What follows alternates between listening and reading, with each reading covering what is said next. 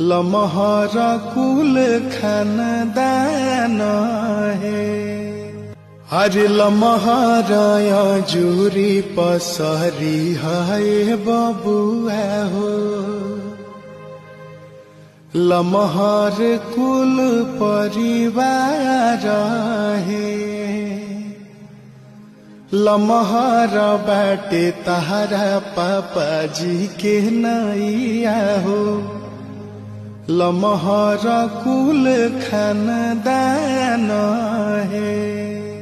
लमहर कुल खानदान है। अरे लमहर जुरी पसरी है बबुआ हो।